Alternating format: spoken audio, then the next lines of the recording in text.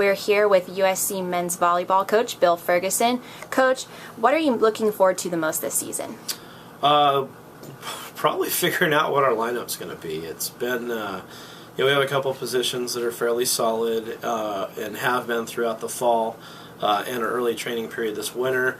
But we really don't have, or at least until Friday night, we didn't have what we thought was a set lineup. Things changed a lot from Thursday to Friday, so really looking forward to just some things solidifying and maybe a little less musical chairs. But if we got to keep moving guys in and out to get the lineup we need, then we'll do that. Was it difficult for you to replace Tony Chiarelli and Steven Shandwick this past offseason?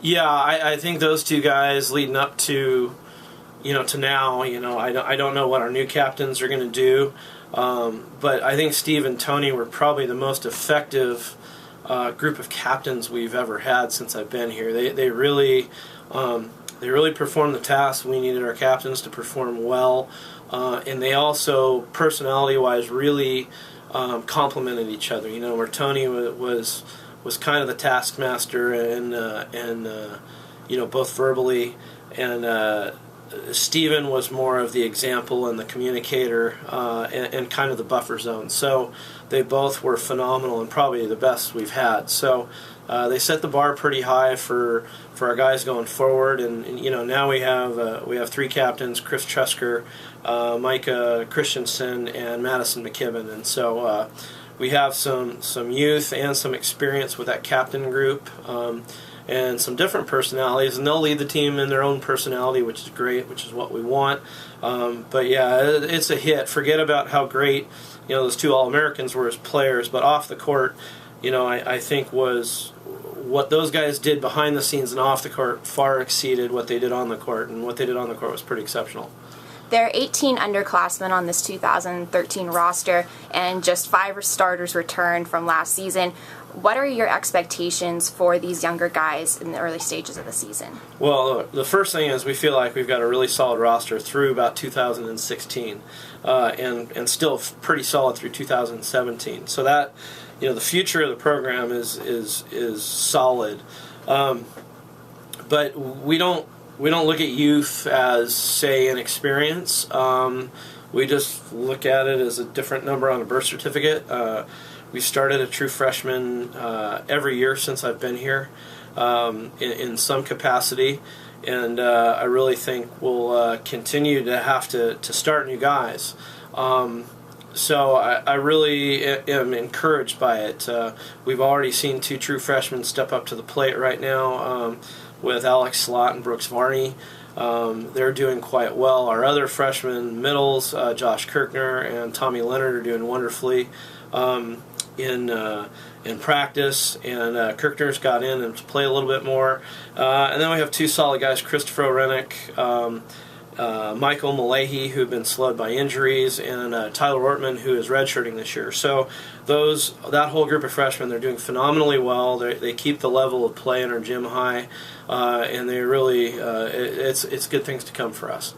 This past Friday, you had the pleasure of sweeping UC Irvine, who is top ranked, and also defeated you guys in the NCAA championship this past year. How sweet was it for the team to have that kind of a victory so early on?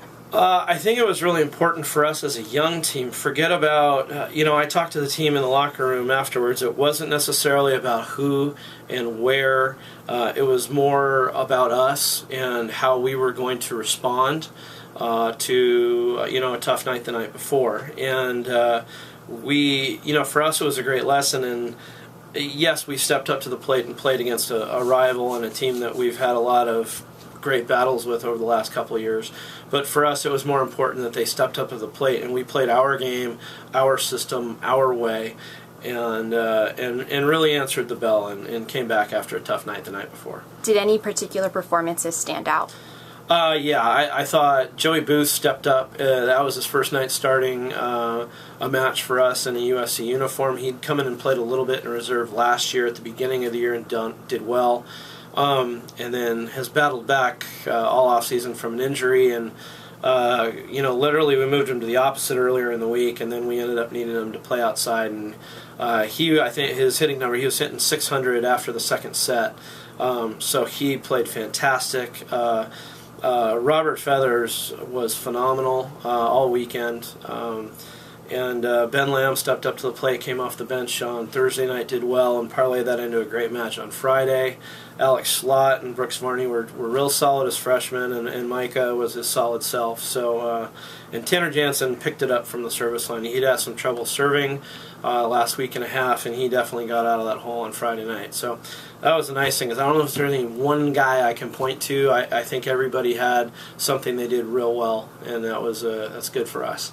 The home opener is this Friday against Stanford. It's also televised on the Pac-12 network. How important is it for that game to be televised and just showcasing this fantastic program?